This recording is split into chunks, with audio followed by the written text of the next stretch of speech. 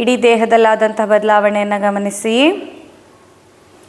ನಮಸ್ಕಾರ ಮುದ್ರೆಗೆ ಬನ್ನಿ. Come to ನಮಸ್ಕಾರ ಮುದ್ರಾ. ಯೋಗೇನ ಚಿತ್ತಸ್ಯ ಪದೇನ ವಾಚ ಮಲಂ ಶರೀರಸ್ಯ ಚ ವೈದ್ಯಕೇನ ಯೋಪಾಕರೋತ್ತಂ ಪ್ರವರಂ ಮುನೀನಾಂ ಪತಂಜಲಿಂ ಪ್ರಾಂಜಲಿರಾನತೋಸ್ಮಿ. ಓಂ ಶಾಂತಿ ಶಾಂತಿ ಶಾಂತಿ. ಎರಡು ಕೈಗಳನ್ನ ಉಜ್ಜಿ, rub your palm, generate the heat. Place it on your ice. ಕಣ್ಣಿನ ಮೇಲೆ ಇಟ್ಟು ಭೂತಾಯಿ, ಭಾರತ ಮಾತೆ ಹಾಗೂ ಗೋಮಾತೆಯರ ಆಶೀರ್ವಾದವನ್ನು ತೆಗೆದುಕೊಳ್ತಾ ಇವತ್ತಿನ ತರಗತಿಯನ್ನು ಆರಂಭ ಮಾಡೋಣ. ಇನ್ನೊಮ್ಮೆ ಎಲ್ಲರಿಗೂ ಶುಭ ಸಂಜೆ. ಸರಿ, ಲೂಸ್ನಿಂಗ್ ಎಕ್ಸಸೈಸ್ ಜೊತೆಯಲ್ಲಿ ಶುರು ಮಾಡೋಣ. ಇವತ್ತು ನಾವು ಕೈಯಲ್ಲಿ ವಾತನಾಶಕ ಮುದ್ರೆನ ಇಟ್ಕೊಳ್ಳೋಣ. ಹೆಚ್ಚಿನವರಲ್ಲಿ ಇರುವಂಥ ಸಮಸ್ಯೆಯಲ್ಲಿ ವಾತದೋಷನೇ ಇರುವಂಥದ್ದು. ಸೊ ಇದು ವಾತನಾಶಕ ಮುದ್ರೆ, ಆಯಿತಾ? So fold your first two fingers, index and the middle finger. Fold it and place the thumb on that. Yes, this is Vatanashaka Mudra. To control the excessively disturbed Vata in your body, this mudra is very much beneficial. Sarina? Holding the Vatanashaka Mudra, navivattu ಕುತ್ತಿಗೆ loosening ಎಕ್ಸಸೈಸನ್ನು start ಮಾಡೋಣ. Inhale ಮಾಡ್ತಾ ಮೇಲಕ್ಕೆ, exhale ಮಾಡ್ತಾ ಕೆಳಕ್ಕೆ. ಪ್ರತಿ ಸತಿ inhale ಮಾಡಿದಾಗ ಹೊಟ್ಟೆ ಮುಂದೆ ಬರಬೇಕು, ಪ್ರತಿ ಸತಿ ಎಕ್ಸೇಲ್ ಮಾಡಿದಾಗ ಹೊಟ್ಟೆಯನ್ನು ಒಳ ತೆಗೆದುಕೊಳ್ಬೇಕು. So we will start with a neck movement with the observation on the abdominal movement as well. Every time when you inhale, belly should come out. Every time when you exhale, squeeze in your tummy. Okay? Yes. Vatanashaka Mudra. Focus on your breathing and the abdominal movement. Start. Inhale, look up. Exhale, down. Continue 10 times, up and down. 10 times.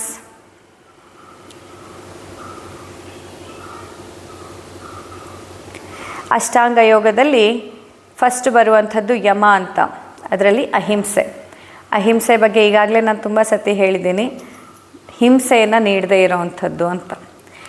ಇದೇ ಮೂಮೆಂಟನ್ನು ಮಾಡ್ತಾ ಮಾಡ್ತಾ ಇಲ್ಲಿಯ ತನಕ ನಿಮ್ಮ ರೋಗ ಉತ್ಪತ್ತಿ ಆಗಲಿಕ್ಕೆ ನೀವು ಮಾಡಿದಂತಹ ಯಾವ್ಯಾವ ಹಿಂಸೆ ಕಾರಣನೋ ಅದಕ್ಕೆಲ್ಲ ಮನಸ್ಸಲ್ಲೇ ಕ್ಷಮೆಯನ್ನು ಕೇಳ್ಕೊಳ್ಳಿ. ರಾತ್ರಿ ಲೇಟಾಗಿ ಮಲಗಿರೋದು, 10 ಗಂಟೆ 11 ಗಂಟೆಗೆ ಊಟ ಮಾಡಿರೋದು ವಾತದೋಷವನ್ನು ಹೆಚ್ಚಿಸಲಿಕ್ಕೆ ಕಾರಣ. ಒಂದೇ ದಿನದಲ್ಲಿ 8 ಕಿಲೋಮೀಟರ್, 10 ಕಿಲೋಮೀಟರ್, 20 ಕಿಲೋಮೀಟರ್ ವಾಕ್ ಮಾಡ್ತಾ ಇರೋದು, ಅಗತ್ಯಕ್ಕಿಂತ ಹೆಚ್ಚಾಗಿ ವರ್ಕೌಟ್ ಮಾಡ್ತಾ ಇರೋದು, ನಿಮ್ಮ ದೇಹ ಯಾವ್ಯಾವಾಗ ಇಲ್ಲಪ್ಪ ಸಾಕಾಯಿತು ರೆಸ್ಟ್ ಮಾಡೋ ಅಂದರೂ ರೆಸ್ಟ್ ಮಾಡದೆ ಕೆಲಸ ಮಾಡಿರೋದು, ಓವರ್ ಥಿಂಕಿಂಗ್ ಮಾಡಿರೋದು, ಅಗತ್ಯಕ್ಕಿಂತ ಜಾಸ್ತಿ ವಿಷಯಗಳ ಬಗ್ಗೆ ತಲೆಯನ್ನು, ನಿಮ್ಮ ಎನರ್ಜಿಯನ್ನು ಹಾಳು ಮಾಡಿದ್ದು, ಇದೆಲ್ಲ ಕೂಡ ನಿಮ್ಮ ವಾತದೋಷ ಹಾಳಾಗೋಕ್ಕೆ ಕಾರಣ ಆಗಿರುತ್ತೆ. ಸೊ ನೀವು ಮಾಡಿದಂತಹ ಯಾವ್ಯಾವ ತಪ್ಪು ನೆನಪಾಗತ್ತೋ ಅದೆಲ್ಲದಕ್ಕೆ ಕ್ಷಮೆಯನ್ನು ಕೇಳ್ತಾ, ನಿಮ್ಮ ದೇಹದ ಹತ್ರ ಸಾರಿಯನ್ನು ಕೇಳ್ತಾ ನೆಕ್ ಲೂಸ್ನಿಂಗ್ ಎಕ್ಸಸೈಸನ್ನು ಮಾಡಿ. 10 ಟೈಮ್ಸ್ ಆದರೆ ರಿಲ್ಯಾಕ್ಸ್. ಇವಾಗ ಸ್ಟ್ರೈಟಾಗಿ ಇಟ್ಕೊಂಡು ರೈಟ್ ಆ್ಯಂಡ್ ಲೆಫ್ಟ್. ಸೊ ಮೊದಲು ಇನ್ಹೇಲ್ ಮಾಡಬೇಕು ನೇರವಾಗಿ ಕೂತ್ಕೊಂಡು, ಆಮೇಲೆ ಬಲಗಡೆ ನೋಡುವಾಗ exhale. Inhale straight and exhale to the left. Inhale straight, exhale to the right. And movement of your abdomen. Inhale ಮಾಡಿದಾಗ ಹೊಟ್ಟೆ ಉಬ್ಬಿ ಮುಂದಕ್ಕೇನೆ ಬರಬೇಕು. ಎಕ್ಸೇಲ್ ಮಾಡಿದಾಗ ಹೊಟ್ಟೆಯನ್ನು ಪೂರ್ತಿಯಾಗಿ ಒಳಗೆ ತೆಗೆದುಕೊಳ್ಬೇಕು. ಇಲ್ಲಿ ನಾವು ಕುತ್ತಿಗೆ ಲೂಸನಿಂಗ್ ಎಕ್ಸಸೈಸನ್ನು ಮಾಡ್ತಾ ಇದ್ದೇವೆ. ನಮ್ಮ ಮಾನಸಿಕವಾದಂತಹ ವ್ಯಾಲ್ಯೂಸ್ಗಳ ಬಗ್ಗೆ ಕೂಡ ನಾವು ಯೋಚನೆಯನ್ನು ಮಾಡ್ತಾ ಅದನ್ನು ಆ್ಯಡ್ ಆನ್ ಮಾಡ್ತಾ ಇದ್ದೇವೆ. ಅದರ ಜೊತೆಯಲ್ಲಿ ಪ್ರಾಣಾಯಾಮವನ್ನು ಮಾಡ್ತಾ ಇದ್ದೇವೆ. ಸೊ 3 in 1 ನಮಗೆ ಬೆನಿಫಿಟ್ ಇದರಲ್ಲಿ ಸಿಗ್ತಾ ಇರುತ್ತೆ. ಇದರ ನಂತರದಲ್ಲಿ ಅಹಿಂಸಾ ಆದಮೇಲೆ ಬರುವಂಥದ್ದು ಸತ್ಯ. ಅಹಿಂಸಾ ಸತ್ಯ ಮಾಸ್ತೇಯ ಬ್ರಹ್ಮಚರ್ಯ ಅಪರಿಗ್ರಹ. ಸೊ ಸತ್ಯ ಅನ್ನುವಂಥದ್ದು ಯಮದಲ್ಲಿ 2ನೇಯದ್ದು. ಸತ್ಯ ಅಂತ ಮಾಡುವಾಗ ನಿಮಗೆ ನೀವು ಟ್ರೂತ್ಫುಲ್ಲಾಗಿ ಎಷ್ಟರ ಮಟ್ಟಿಗಿದ್ದೀರಾ ಅನ್ನೋದನ್ನು ನಿಮಗೆ ನೀವೇ ಪ್ರಶ್ನೆ ಮಾಡ್ಕೊಳ್ಳಿ. ಪ್ರತಿ ಸತಿ ನಿಮಗೂ ಗೊತ್ತಿರುತ್ತೆ ಎಷ್ಟೊಂದು ವಿಷಯಗಳು ನಿಮಗೆ ಒಳ್ಳೆಯದಲ್ಲ, ಇದು ಕೆಟ್ಟದ್ದು, ಇದನ್ನು ಮಾಡಬಾರ್ದು. ಆದರೂ ಆ ತಪ್ಪನ್ನು ಮಾಡ್ತಾ ಇರ್ತೀರಾ. ಅಷ್ಟು ಸಾಲದು ಅನ್ನೋದಕ್ಕೆ ನೀವು ನಿಮಗೆ ಒಂದಿಷ್ಟು ಎಕ್ಸ್ಕ್ಯೂಸಸನ್ನು ಕೊಡ್ತಾ ಇರ್ತೀರಾ. ಇದೆಲ್ಲವೂ ಸತ್ಯದ ಆಚರಣೆಗೆ ವಿರುದ್ಧವಾದದ್ದು. ವ್ಯಾಯಾಮ ಮಾಡಬೇಕು ಅಂತ ಅಂದ್ಕೊಂಡಿರ್ತೀರಾ, ನಿಮಗೂ ಗೊತ್ತು ಪ್ರತಿನಿತ್ಯ ವ್ಯಾಯಾಮ ಮಾಡೋದೆಷ್ಟು ಹೆಲ್ದಿ ಅಂತ. ಆದರೆ ನೀವು ಅದಕ್ಕೆ ಒಂದಿಷ್ಟು ನಿಮ್ಮದೇ ಆದ ಎಕ್ಸ್ಕ್ಯೂಸಸನ್ನು ಕೊಡ್ತಾ ಇರ್ತೀರಾ. ಅದಕ್ಕೆಲ್ಲ ಕ್ಷಮೆಯನ್ನು ಕೇಳಿ. ಇನ್ನು ಮುಂದೆ ಆದರೂ ಟ್ರೂತ್ಫುಲ್ನೆಸ್, ನನಗೆ ನಾನು ಸತ್ಯವನ್ನು ಪಾಲನೆ ಮಾಡ್ತೇನೆ, ನನ್ನ ದೇಹಕ್ಕೆ ನನ್ನ ಮನಸ್ಸಿನ ಆರೋಗ್ಯಕ್ಕೆ ಯಾವುದು ಒಳ್ಳೆಯದು ಯಾವುದು ಹಿತಕರ ಅದನ್ನಷ್ಟೇ ನಾನು ಪ್ರಾಮಾಣಿಕತೆಯಿಂದ ಮಾಡ್ತೇನೆ. ಇಲ್ಲಿ ನೋಡಿ, ಈ ಎಲ್ಲ ಎಕ್ಸ್ಕ್ಯೂಸಸನ್ನು ಕೊಟ್ಟು ನೀವು ಯಾರೋ ಬೇರೆಯವ್ರನ್ನ ಮೋಸ ಮಾಡ್ತಾ ಇಲ್ಲ, ನಿಮಗೆ ನೀವು ಮೋಸ ಮಾಡ್ಕೊಳ್ತಾ ಇದ್ದೀರಾ. ಸೊ ಇನ್ನು ಮುಂದೆ ನಾನು ಯಾವುದೇ ರೀತಿಯ ಎಕ್ಸ್ಕ್ಯೂಸಸನ್ನು ಕೊಡಲ್ಲ ಅನ್ನುವಂತಹ ಬದ್ಧತೆಯೊಂದಿಗೆ ನೆಕ್ ಮೂಮೆಂಟನ್ನು ಮಾಡಿ. ಹೊಟ್ಟೆಯ ಚಲನವಲನ ಮೇಲೆ ಕೂಡ ಗಮನ ಇರಲಿ.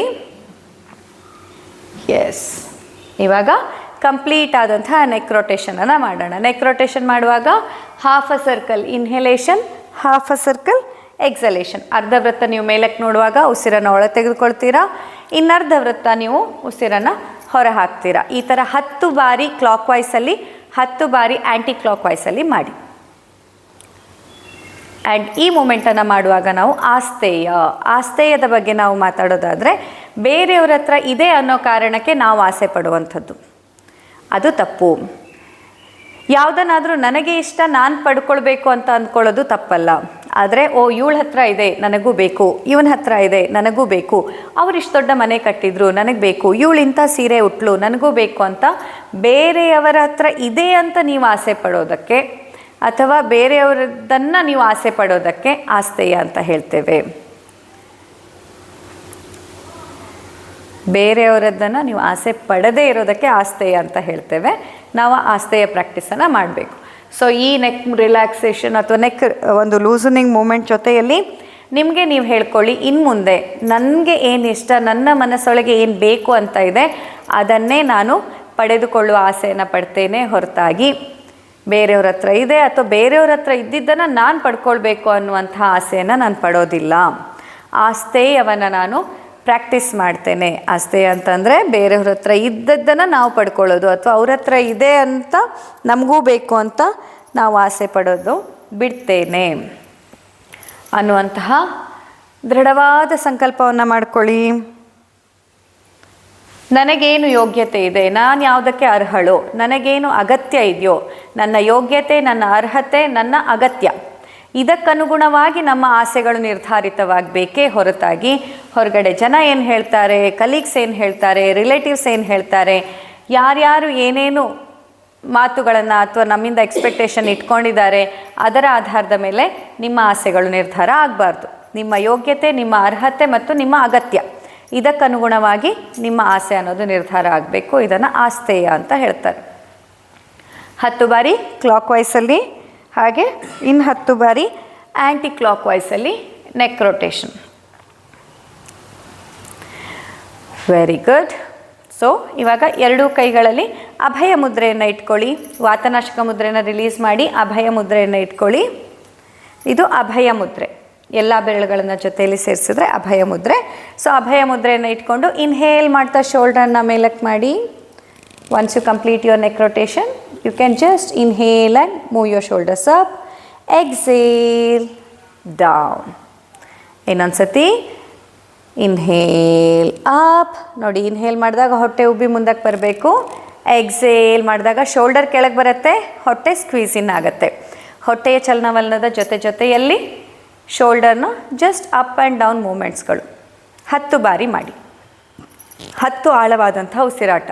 ಶೋಲ್ಡರ್ ಲೂಸ್ನಿಂಗೂ ಆಗ್ತಾ ಇದೆ, ಉಸಿರಾಟದ ಪ್ರಕ್ರಿಯೆಯೂ ಆಗ್ತಾ ಇದೆ. ಅದರ ಜೊತೆಯಲ್ಲಿ ಬ್ರಹ್ಮಚರ್ಯ, ಯಮದಲ್ಲಿ ಆಸ್ತೇಯದ ನಂತರ ಬರುವಂಥದ್ದು ಬ್ರಹ್ಮಚರ್ಯ, ನೈಷ್ಠಿಕ ಬ್ರಹ್ಮಚರ್ಯ ಹಾಗೂ ವೈವಾಹಿಕ ಬ್ರಹ್ಮಚರ್ಯ ಅಂತ. ಯಾರ್ಯಾರು ಇಲ್ಲಿ ಮದುವೆ ಆಗದೆ ಹೋದವರಿದ್ದೀರಾ, ನೀವು ನೈಷ್ಠಿಕವಾದಂಥ ಬ್ರಹ್ಮಚರ್ಯವನ್ನು ಪಾಲನೆ ಮಾಡಬೇಕು.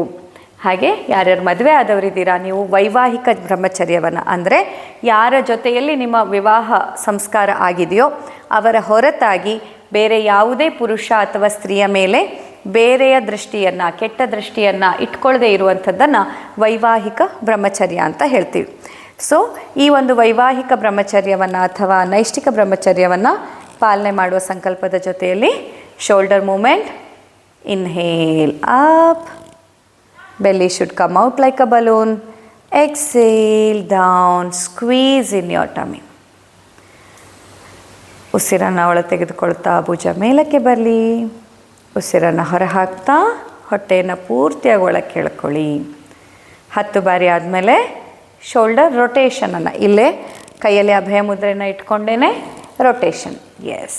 When your shoulders are going back, inhale. When it's coming front, exhale. ಆಳವಾದ ಉಸಿರಿನ ಜೊತೆಯಲ್ಲಿ ಹೊಟ್ಟೆಯ ಚಲನವಲನದ ಮೇಲೂ ಗಮನವನ್ನು ಇಡ್ತಾ ಅಪರಿಗ್ರಹ. ಅಪರಿಗ್ರಹ ಅನ್ನುವಂಥದ್ದು ಯಮದಲ್ಲಿ 5ನೇ ಹಂತ. ಅಪರಿಗ್ರಹ ಅಂತಂದರೆ ಫ್ರೀಯಾಗಿ ಏನನ್ನೂ ತೆಗೆದುಕೊಳ್ಳದೆ ಇರುವಂಥದ್ದು. ಯಾರು ಏನೇ ಕೊಟ್ಟರು, ಒಂದು ತೂಟ ಹಾಕಿದ್ರು ಅವರ ಮನೆಗೆ ಹೋಗುವಾಗ ನಮ್ಮ ಕೈಯಲ್ಲಿ ಆಗುವಂಥದ್ದನ್ನು ಕೊಟ್ಟು ಆ ಊಟವನ್ನು ನಾವು ಮಾಡಬೇಕು. ಅದು ಮದುವೆ ಇರಬಹುದು, ಉಪನಯನ ಇರಬಹುದು, ಯಾವುದೇ ರೀತಿಯ ಒಂದು ಸನ್ನಿವೇಶದಲ್ಲಿ ನಾವು ಎಲ್ಲೇ ಯಾರದೇ ಋಣದಲ್ಲಿ ಇರಬಾರ್ದು ಅನ್ನುವಂಥದ್ದು ಅಪರಿಗ್ರಹ. ಇತ್ತೀಚಿನ ದಿನಗಳಲ್ಲಿ ಫ್ರೀ ಅನ್ನುವಂಥದ್ದನ್ನು ಫ್ರೀ ಸಿಕ್ಕಿದ್ರೆ ಸಾಕು ಅನ್ನೋ ಥರ ನಾವು ಮನಸ್ಥಿತಿಯಲ್ಲಿದ್ದೇವೆ. ಆ್ಯಂಡ್ ಈ ಮನಸ್ಥಿತಿಯಿಂದನೇ ನಮ್ಮಲ್ಲಿ ಎಷ್ಟೊಂದು ಕರ್ಮಗಳು ನಮಗೆ ಅಂಟ್ಕೊಳ್ತಾ ಇದ್ದಾವೆ, ನಮ್ಮದಲ್ಲದ ಪಾಪಗಳು ನಮಗೆ ಅಂಟ್ಕೊಳ್ತಾ ಇದ್ದಾವೆ. ಹಾಗಾಗಿ ಅದರಲ್ಲಿಯೂ ಗೃಹಸ್ಥಾಶ್ರಮದಲ್ಲಿರೋರಂತೂ ಕೂಡ ಒಂದೇ ಒಂದು ಹಿಡಿ ಅನ್ನವನ್ನು ಕೂಡ ಉಚಿತವಾಗಿ ನಾವು ಪಡ್ಕೊಳ್ಬಾರ್ದು. ಎಲ್ಲಾದರೂ ಸಾಮೂಹಿಕ ಅನ್ನ ಪ್ರಸಾದಕ್ಕೆ ನೀವು ಹೋದರೂ ಕೂಡ ಅಲ್ಲಿ ಉಚಿತ ಅನ್ನ ಸೇವೆಯೇ ಇದ್ದರೂ ಕೂಡ ನೀವು ನಿಮ್ಮ ಕೈಲಾದಷ್ಟು, 1 ರೂಪಾಯಿ ಆದರೆ 1 ರೂಪಾಯಿ, 10 ರೂಪಾಯಿ ಆದರೆ 10 ರೂಪಾಯಿ, ಭಗವಂತ ನಿಮ್ಗೆ ಯಾವ ಸ್ಥಾನದಲ್ಲಿ ಇಟ್ಟಿದ್ದಾನೋ ಆ ಸ್ಥಾನಕ್ಕೆ ಅನುಗುಣವಾಗಿ ಅದನ್ನು ನೀಡಿನೇ ನೀವು ಊಟ ಮಾಡಬೇಕು, ಹೊರತಾಗಿ ಫ್ರೀ ಆಗಿದ್ದದನ್ನು ಏನನ್ನೂ ತೆಗೆದುಕೊಳ್ಬಾರ್ದು. ಇದು ಅಪರಿಗ್ರಹ.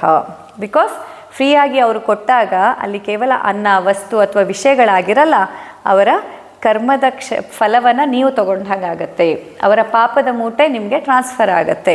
ಅದಾಗಬಾರ್ದು ಅಂದಾಗ ನೀವು ಫ್ರೀಯಾಗಿ ತೆಗೆದುಕೊಳ್ಳೋದನ್ನು ಬಿಡಬೇಕು. ಹಾಗೆ ನೀವು ನೋಡಿ, ಅನ್ನದಾನ ಮಾಡಿ ಪುಣ್ಯ ಬರುತ್ತೆ ಅಂತೀರ, ಎಲ್ಲಿಂದ ಬರುತ್ತೆ? ಅನ್ನದಾನವನ್ನು, ಗೋಸೇವೆಯನ್ನು, ಹಣವನ್ನು ನೀಡಿದಾಗ ನಿಮ್ಮೆಲ್ಲ ಪಾಪದ ಮೂಟೆ ಅಲ್ಲಿ ಟ್ರಾನ್ಸ್ಫರ್ ಆಗುತ್ತೆ, ನಿಮ್ಮಲ್ಲಿ ಆಗ ಪುಣ್ಯದ ವೃದ್ಧಿ ಆಗುತ್ತೆ. ಹಾಗಾಗಿ ಯಾವುದೇ ಕಾರಣಕ್ಕೂ ಯಾವ ರೀತಿಯಲ್ಲೂ ಅದು ಊಟದಿಂದ ಹಿಡಿದು, ವಸ್ತುವಿನಿಂದ ಹಿಡಿದು, ಹಣದಿಂದ ಹಿಡಿದು, ಲಂಚದ ತನಕ ಬಂತು, ನಾವು ಫ್ರೀಯಲ್ಲಿ ತೊಗೊಂಡ್ವಿ ಅಂತಂದರೆ ಅದರ ಅರ್ಥ ಅಷ್ಟಷ್ಟು ಪಾಪದ ಮೂಟೆಯನ್ನು ಬೆನ್ನ ಮೇಲೆ ಹೆಚ್ಚಿಗೆ ಪಡ್ಕೊಳ್ತಾ ಹೋಗಿದ್ದೀವಿ ಅಂತಲೇ ಅರ್ಥ. ಹಾಗಾಗಿ ಅಪರಿಗ್ರಹದ ಸಂಕಲ್ಪದೊಂದಿಗೆ ಶೋಲ್ಡರಿನ ರೊಟೇಷನನ್ನು ಮಾಡ್ತಾ ಇವಾಗ inhale, stretch your arm side to side. ಆಮನ್ನು 2 ಕೈಯನ್ನು ಆಚೆ ಈಚೆ ಇದು ಮಾಡ್ಕೊಳ್ಳಿ, ಸೆಟ್ ಮಾಡ್ಕೊಳ್ಳಿ ಜಾಗವನ್ನು. Stretch your arm side to side. Yes, ನೇರವಾಗಿರಲಿ. Make the fist and release. Make the fist and release. Nodi, do not use the neck muscles here. You should use the arm muscles. You should feel the strain and the pulling thing in your arm, not in your neck. If at all you are feeling some discomfort in the neck, that means you are using the wrong muscles. ಯಾರ್ಯಾರಿಗೆ ಕುತ್ತಿಗೆಯಲ್ಲಿ ಏನೋ ಆದಂಗೆ ಆಗ್ತಾ ಇದೆ, ಕುತ್ತಿಗೆಯಲ್ಲಿ ನಿಮಗೆ ನೋವು ಬರ್ತಿದೆ ಅಂತಂದರೆ ನೀವು ತಪ್ಪಾದ ಮಾಂಸಖಂಡಗಳ ಬಳಕೆಯನ್ನು ಮಾಡ್ತಿದ್ದೀರಾ. ಇನ್ನೊಂದು ಸತಿ ಗಮನವನ್ನು ಪೂರ್ತಿ ತೋಳಿನ ಮೇಲಿಡಿ. ತೋಳಿನ ಮಾಂಸಖಂಡದ ಶಕ್ತಿಯನ್ನು ಬಳಸಿ ಆಚೆ ಈಚೆ ಇಟ್ಕೊಂಡು ಕುತ್ತಿಗೆ ಫುಲ್ ರಿಲ್ಯಾಕ್ಸ್ ಇರಬೇಕು. ಕುತ್ತಿಗೆಯ ಮಾಂಸಖಂಡದನ್ನು ಬಳಕೆ ಮಾಡಲೇಬಾರ್ದು. ಎಸ್, ಈಗ ನೋಡಿ, ಫಿಸ್ಟ್ ಮಾಡಿ, ರಿಲೀಸ್ ಮಾಡಿ, ಫಿಸ್ಟ್ ಆ್ಯಂಡ್ ರಿಲೀಸ್. ಇನ್ನೊಮ್ಮೆ ಫಿಸ್ಟ್ ಮಾಡಿ, ರೊಟೇಷನ್, ರಿಸ್ಟ್ ಮೂಮೆಂಟ್ ಮಾತ್ರ.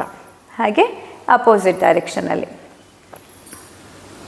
ಈಗ ನಿಧಾನಕ್ಕೆ ಚಿಕ್ಕ ಚಿಕ್ಕ ಚಿಕ್ಕ ಚಿಕ್ಕ ರೌಂಡ್ ಮಾಡಿ, small circles. Yes, opposite direction. ಮತ್ತೊಮ್ಮೆ ಅಪೋಸಿಟ್ ಡೈರೆಕ್ಷನ್, ಇನ್ನೊಮ್ಮೆ ಅಪೋಸಿಟ್ ಡೈರೆಕ್ಷನ್. ಎಸ್, ಈಗ release the fist and make this butterfly movement. Come on. Wow, ಎಲ್ಲ ಎಷ್ಟು ಚೆನ್ನಾಗಿ ಕಾಣಿಸ್ತಿದ್ದೀರಾ. Beautiful butterflies. ಎಸ್, ನೋಡಿ, ಹೀಗೆ ನಗ್ತಾ ಇರಬೇಕು, ಹೀಗೆ ಕುಣಿತಾ ಇರಬೇಕು. ಚೆನ್ನಾಗಿ ಕಾಣಿಸ್ತೀರಾ. ಹಾಗೆಯೇ ಜೀವನ ಕೂಡ ಚೆನ್ನಾಗಿರುತ್ತೆ. Yes, relax with the exhalation. How are you feeling ನಾವು? ಎಷ್ಟು ಭಾರ ಅನಿಸುತ್ತಲ್ವಾ? ನಿಮ್ಮದೇ ಕೈ ನಿಮ್ಗೆ ಎಷ್ಟು ಭಾರ ಅನ್ನಿಸ್ತಿದೆ? ಎಷ್ಟು kg ಇರ್ಬೋದು ಈ ಕೈ ಇದ್ದು? ಎಷ್ಟು kg ಇರ್ಬೋದು? ಮ್ಯಾಕ್ಸಿಮಮ್ 2 kg ಇರ್ಬೋದು ಅಲ್ವಾ? ಈ 2 kgಯನ್ನು ನಾವಿಷ್ಟು ಒಂದು ಹಾರ್ಡ್ಲಿ ಒಂದು 30-40, ಓಕೆ, ಮ್ಯಾಕ್ಸಿಮಮ್ 60 ಸೆಕೆಂಡ್ಸ್ ಇಟ್ಕೊಂಡಿರ್ಬೋದು. ಬೇಡಪ್ಪ 2 ನಿಮಿಷನೇ ಇಟ್ಕೊಂಡ್ವಿ ಅಂತ ಇಟ್ಕೊಳ್ಳೋಣ. ಕೇವಲ 2 kg ಇರುವ ನಿಮ್ಮದೇ ಕೈ, ನಿಮ್ಮ ಸ್ವಂತ ಕೈಯನ್ನು 2 ನಿಮಿಷ ನಿಮ್ಗೆ ಹೊರೋದಕ್ಕೆ ಕಷ್ಟ ಆಗುತ್ತೆ. ಅಂಥದ್ರಲ್ಲಿ ಈ ದೇಹವನ್ನು ನಾವು 50, 60, 70, 80, 90, 100 ಅಬ್ಬಬ್ಬಬ್ಬ ನಮ್ಮ ಮನಸ್ಸಿಗೆ ಬಂದಂಗೆ ಬೆಳೆಸ್ಕೊತೀವಿ. ಸೈಡಲ್ಲಿ ಎಲ್ಲೆಲ್ಲಿಂದನೋ ಬೆಳೆಸ್ಕೊತೀವಿ ಅಲ್ವಾ. ಆ್ಯಂಡ್ ಆದರೂ ನಿಮ್ಮ ಸೊಂಟ ನೋವು ಬರಬಾರ್ದು, ಮಂಡಿ ನೋವು ಬರಬಾರ್ದು, ಪಾದದ ನೋವು ಬರಬಾರ್ದು ಅಂತ ಹೇಳ್ತೀರಾ. ಏನು ಅಂದ್ಕೊಂಡಿದ್ದೀರಾ? ನಿಮ್ಮದೊಂದು ದೇಹನ ಮಷಿನ್ನ ಅದು. ದೇಹ ಆದಮೇಲೆ ಅದಕ್ಕೆ ಅದರದ್ದೇ ಆದ ಒಂದಿಷ್ಟು ಲಿಮಿಟೇಷನ್ ಅನ್ನೋದು ಇರುತ್ತೆ ಅಲ್ವಾ. ನಾವು ಮಾತ್ರ ಎಷ್ಟು ಬೇಕಾದ್ರೂ ಎಲ್ಲಿಂದ ಬೇಕಾದರೂ, ಅದೇ ನಾವು ಹೇಳ್ತಾ ಇರ್ತೇವೆ ಒಂದೊಂದು ಸತಿ. ಈಗ ಬೆಳವಣಿಗೆ ಅನ್ನೋದು ಹೀಗೆ ಉದ್ದ ಗಿಡದ ಮರಗಳ ಥರ ಬೆಳೆದ್ರೆ ತೊಂದರೆ ಇಲ್ಲ. ನಾವು ಹೇಗೆ ಬೆಳಿತಿರ್ತೀವಿ? ಶುಂಠಿ ಬೆಳೆದಾಗ ಬೆಳೀತಾ ಇರ್ತೀವಿ ಅಂತ. ಶುಂಠಿ ಹೇಗೆ ಬೆಳೆಯುತ್ತೇಳಿ? ಎಲ್ಲೆಲ್ಲೆಲ್ಲೋ ಬೆಳೀತಿರುತ್ತೆ, ಕಂಡಲ್ಲಿ ಬೆಳವಣಿಗೆ ಹೋಗ್ತಾ ಹೋಗುತ್ತೆ. ಹಾಗೆ ನಾವು ಹೆಂಗೆಂಗೋ ಬೆಳೆಸ್ಕೊಂಡು ನಮ್ಮ ದೇಹವನ್ನು ಬೇಕಾದ ರೀತಿಯಲ್ಲಿ ತೂಕ ಹೆಚ್ಚು ಮಾಡಿಕೊಂಡು ಅದ್ರ ಮೇಲಿಂದ ನಾನು ಎಷ್ಟು ಹೊತ್ತು ನಿಂತು ಕೆಲಸ ಮಾಡಿದ್ರು, ಎಷ್ಟು ಓಡಾಟ ಮಾಡಿದ್ರು, ಎಷ್ಟು ಟ್ರಾವೆಲಿಂಗ್ ಮಾಡಿದ್ರು, ನನ್ನ ದೇಹಕ್ಕೆ ಎಷ್ಟೇ ಹಿಂಸೆ ಕೊಟ್ಟರು ನನಗೆ ಮಾತ್ರ ದೇಹ ನೋವನ್ನು ಕೊಡಬಾರ್ದು ಅಂತೀವಿ. ನೀವೇ ಯೋಚನೆ ಮಾಡಿ, ಇದು ಪ್ರಾಕ್ಟಿಕಲಿ ಲಾಜಿಕಲಿ ಪಾಸಿಬಲ್ ಇರೋವಂಥ ವಿಷಯನ? ಸಾಧ್ಯ ಇದೆಯಾ ಇದು? ಈಗ ನಾನು ನಿಮ್ಗೆ ಹೆಂಗೆ ಅಂತಂದರೆ, ನಿಮ್ಮ ಕೈಯಲ್ಲಿ ಹಿಂಗೆ 2 kg ಇರೋ ನಿಮ್ಮ ಕೈ ಮೇಲೆ ಇನ್ನು 20 ಕಲ್ಲಿಡ್ತೀನಿ.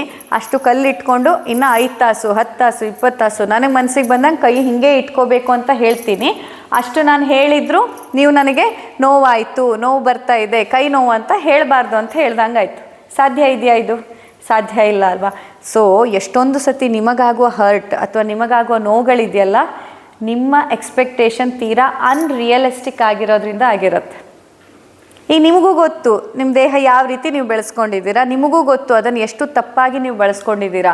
ಎಷ್ಟೊಂದು ಸತಿ ನಿಮ್ಮ ದೇಹ ಆಗಲ್ಲ ನನಗಂದಾಗ್ಲೂ ಮಾತ್ರೆ ನುಂಗೋದು, ಕೆಲಸ ಮಾಡೋದು, ಮಾತ್ರೆ ಮಾಡಿದ್ದೀರ ತಾನೆ ನೀವೆಲ್ಲರೂ. ಇಂಥದ್ದೆಲ್ಲ ಮಿಸ್ಟೇಕ್ಸನ್ನು ಮಾಡಿರ್ತೀರ. ಆದರೆ ಆಮೇಲೆ ಮಾತ್ರೆಯಿಂದ ದೇಹದಿಂದ ಎಕ್ಸ್ಪೆಕ್ಟೇಷನ್ ಏನು ಹೇಳಿ? ಅದು ಮಾತ್ರ ನಿಮಗೆ ನೋವು ಕೊಡಬಾರ್ದು, ಅದು ಮಾತ್ರ ನಿಮಗೆ ತೊಂದರೆ ಕೊಡಬಾರ್ದು. ಇದು ಅನ್ರಿಯಲಿಸ್ಟಿಕ್ ಎಕ್ಸ್ಪೆಕ್ಟೇಷನ್. ವಾಸ್ತವತೆಯಿಂದ ತುಂಬ ದೂರ ಇರೋದು ಇದು, ವಾಸ್ತವ ಅಲ್ಲ ಇದು. ಹಾಗಾಗಿ ನಿಮ್ಗೆ ಹರ್ಟ್ ಆಗ್ತಿದೆ. ಸೊ ನಿಮಗೆ ಹರ್ಟ್ ಮಾಡ್ತಾ ಇರೋದು ನಿಮ್ಮ ದೇಹ ಅಲ್ಲ, ನೀವೇ ನಿಮ್ಮದೇ ಅನಗತ್ಯವಾದಂತಹ ಅಸಹಜವಾದಂತಹ ಬಯಕೆಗಳು. ಅದು ವಾಸ್ತವತೆಯಿಂದ ತುಂಬ ದೂರದಲ್ಲಿರುವಂತಹ ಬಯಕೆಗಳು ನಿಮಗೆ ಹರ್ಟ್ ಮಾಡ್ತಾ ಇದೆ ಹೊರತಾಗಿ ನಿಮ್ಮ ದೇಹ ಅಲ್ಲ. ಸೊ ನೆಕ್ಸ್ಟ್ ಲೂಸನಿಂಗ್ ಎಕ್ಸಸೈಸಸನ್ನು ಯಾವ ಮನಸ್ಥಿತಿಯಲ್ಲಿ ಮಾಡೋದು? ನನಗೆ ಇಲ್ಲಿ ತನಕ ನೋವಾಗ್ತಾ ಇರೋದು ನನ್ನ ದೇಹದಿಂದ ಅಲ್ಲ, ನಾನು ಮಾಡಿದ ತಪ್ಪುಗಳಿಂದ, ನನ್ನ ಅಸಹಜವಾದಂಥ ಎಕ್ಸ್ಪೆಕ್ಟೇಷನ್ಸ್ಗಳಿಂದ. ಇಷ್ಟು ವರ್ಷಗಳ ಕಾಲ ನಾನು ಪ್ರಾಬ್ಲಮ್ ತಂದ್ಕೊಂಡಿರ್ತೀನಿ. ಅಥವಾ ಈಗ ಉದಾಹರಣೆಗೆ ವೆಯ್ಟ್ ಗೇನ್ ಅಂದ್ಕೊಳ್ಳೋಣ. 1 ದಿನ 2 ದಿನ 3 ದಿನದಲ್ಲಿ ವೆಯ್ಟ್ ಗೇನ್ ಆಗಿರಲ್ಲ. ಎಷ್ಟೊಂದು ವರ್ಷಗಳ ಕಾಲ ತಪ್ಪಾದ ಆಹಾರ, ತಪ್ಪಾದ ಜೀವನ ಶೈಲಿಯಿಂದ ನಾನು ವೆಯ್ಟ್ ಗೇನ್ ಮಾಡ್ಕೊಂಡಿರ್ತೀನಿ. ಆದರೆ ನಿಮ್ಮ ಎಕ್ಸ್ಪೆಕ್ಟೇಷನ್ ಹೇಗೆ? 1 ದಿನ ಡಯಟ್ ಮಾಡಿದರೆ ನೆಕ್ಸ್ಟ್ ಡೇ ವೇಯಿಂಗ್ ಸ್ಕೇಲ್ ಮೇಲೆ ತೋರಿಸ್ಬೇಕದು ನಿಮಗೆ ಚೇಂಜಸ್ಸು. ಹೋಗಲಿ 1 ವಾರ ಮಾಡಿದ್ರೂ ಏನಾಗಿಲ್ಲ ಅಂದರೆ, ಬಿಡಮ್ಮ ನಾನು ಏನು ಮಾಡಿದ್ರು ಅಷ್ಟೇ, ಏನು ಮಾಡಿದ್ರು ಅಷ್ಟೇ. ವರ್ಷಾನುಗಟ್ಲೆಯಿಂದ ತುಂಬಿಸ್ಕೊಂಡು ಬಂದಿರೋದನ್ನು 1 ವಾರ ನೀವು ಡಯಟ್ ಮಾಡಿದ ತಕ್ಷಣ ಮ್ಯಾಜಿಕ್ ಆಗಿಬಿಡಬೇಕು ಅಂತಂದರೆ ಇದೆಲ್ಲ ಅಸಹಜವಾದಂತಹ ಬಯಕೆಗಳು. ಆ್ಯಂಡ್ ನಿಮಗೆ ಹರ್ಟ್ ಆಗ್ತಿರೋದು ನಿಮ್ಮ ದೇಹದಿಂದ ಅಲ್ಲ, ನಿಮ್ಮದೇ ಆದಂತಹ ಬಯಕೆಗಳಿಂದ, ಅದರಲ್ಲೂ ವಾಸ್ತವತೆಗೆ ತುಂಬ ದೂರದಲ್ಲಿರುವಂತಹ ಬಯಕೆಗಳಿಂದ. ಇದೇ ಮನಸ್ಥಿತಿಯಲ್ಲಿ ಇನ್ನು ಮುಂದೆ ನಾನು ಯಾವತ್ತೂ ಅಸಹಜವಾದ ಬಯಕೆಗಳನ್ನು ಇಟ್ಕೊಳ್ಳಲ್ಲ, ವಾಸ್ತವತೆಯಿಂದ ದೂರವಾದ ಬಯಕೆ ನಾನು ಇಟ್ಕೊಳ್ಳಲ್ಲ ಅನ್ನುವಂಥ ಸಂಕಲ್ಪದೊಂದಿಗೆ ನಿಮ್ಮ ಬಲಗೈನ ಎಡಗಡೆ ಇಟ್ಟು ಇನ್ಹೇಲ್ ಸ್ಟ್ರೇಟ್, ಎಕ್ಸೇಲ್ ಮಾಡ್ತಾ twist, feel the twist. Again, inhale straight, exhale, twist. Feel the twist. ಇಡೀ ಬೆನ್ನು ಹುರಿ ಅಕ್ಕಪಕ್ಕ ಇರೋ ಪ್ಯಾರಾಸ್ಪೈನಲ್ ಮಸಲ್ಸ್ ಚೆನ್ನಾಗಿ ಬಟ್ಟೆ ಹಿಂಡಿದ ಹಾಗೆ ಹಿಂಡಬೇಕು. ಎಷ್ಟು ಹಿಂದಕ್ಕಾಗತ್ತೆ ನೋಡಿ. Yes. Inhale straight, exhale twist. ಹಾಗೆ ಕೈಯನ್ನು ಬದಲು ಮಾಡ್ಕೊಳ್ತಾ inhale straight and exhale twist. ಉಸಿರಾಟದ ಮೇಲೂ ಗಮನ ಇರಲಿ. ಇನ್ಹೇಲ್ ಮಾಡ್ತಾ ಬರುವಾಗ ಹೊಟ್ಟೆ ಉಬ್ಬಿ ಮುಂದಕ್ಕೆ ಬರಬೇಕು. ಎಕ್ಸೇಲ್ ಮಾಡುವಾಗ ಹೊಟ್ಟೆಯನ್ನು ಪೂರ್ತಿ ಒಳಗೆ ಕೇಳ್ಕೊಂಡು ಮೊದಲು ಹೊಟ್ಟೆಯನ್ನು, ನಂತರ ಎದೆಯನ್ನು, ನಂತರ ಮುಖವನ್ನು ಹಿಂದೆ ಟ್ವಿಸ್ಟ್ ಮಾಡಬೇಕು. ಬೆನ್ನು ಆದಷ್ಟು ನೇರವೇ ಇರಬೇಕು. ಮತ್ತು ಇನ್ಹೇಲ್ ಸ್ಟ್ರೇಟ್, ಎಕ್ಸೇಲ್ ಟ್ವಿಸ್ಟ್. 10 ಬಾರಿ ಮಾಡಿ. ಪ್ರತಿ ಸತಿ ಮಾಡುವಾಗ ಮನಸ್ಸಿನಲ್ಲಿ ನನ್ನ ಎಲ್ಲ ನೋವುಗಳಿಗೆ ನಾನಲ್ಲ, ನನ್ನ ದೇಹ ಅಲ್ಲ ಕಾರಣ, ನನ್ನ ಅಸಹಜವಾದ ಬಯಕೆಗಳೇ ಕಾರಣ ಅನ್ನೋದನ್ನು ಮತ್ತೆ ಮತ್ತೆ ಮತ್ತೆ ಮತ್ತೆ ಹೇಳ್ಕೊಳ್ಳಿ. ಯಾಕಂದರೆ ನಿಮ್ಮ ತಲೆ ಸ್ಟಬ್ಬನ್ ಆಗಿಬಿಟ್ಟಿದೆ. 1 ಸತಿಗೆ 2 ಸತಿಗೆ ಹೇಳಿದ್ರೆ ಕೇಳೋ ಸ್ಟೇಜಲ್ಲಿ ಇಲ್ಲ ಅದು. ಬರೀ ನಿಮ್ಮ ಮಕ್ಕಳು ಹಠಮಾರಿಗಳು ಅಂತೀರಾ, ಮಕ್ಕಳಿಗಿಂತ ಹೆಚ್ಚಿಗೆ ಹಠ ನಿಮ್ಮ ಮನಸ್ಸಲ್ಲಿದೆ. ಅದನ್ನೆಲ್ಲ ತೆಗಿಬೇಕು.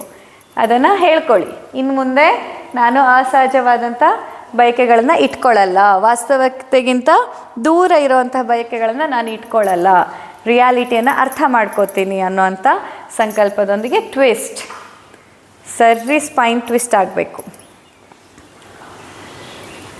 Very good. Sit straight. ಇವಾಗ ಕಂಪ್ಲೀಟ್ ರೊಟೇಷನ್, ಕೂತಲ್ಲಿಯೇ ಮಾಡುವಂಥ ರೊಟೇಷನ್. ಇಲ್ಲಿ ಹಿಂದಕ್ಕೆ ಹೋದಾಗ ಉಸಿರು ಒಳಗೆ ತೆಗೆದುಕೊಳ್ಬೇಕು, ಮುಂದೆ ಬೆಂಡಾಗುವಾಗ ಉಸಿರನ್ನು ಹೊರ ಹಾಕಬೇಕು. S, continue.